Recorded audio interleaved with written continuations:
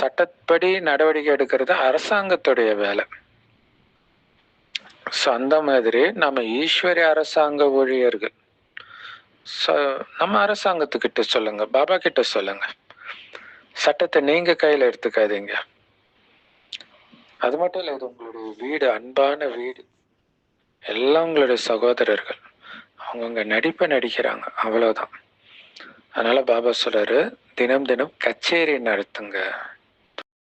யாரு சேவை செய்யறாங்களோ அவங்கதான் அன்பானவராக இருப்பார்கள். சூப்பரா சொல்றாங்க. ஏன்னா இனிமையா இல்லாம, அன்பா இல்லாம உங்களால சேவையை பண்ண முடியாது. யாரு கேப்பா அப்புறம் நீங்க பேசுறத, இல்லையா? இன்னொன்னு, சேவை செய்யறவங்களுக்கு அந்த முரளி மீதும் அன்பு இருக்கும். முரளியில பக்குவப்படுத்திக்கிட்டே வருவார். என்னென்ன தப்பு பண்றோமோ அதெல்லாம் நீக்கிக்கிட்டே இருப்பார்.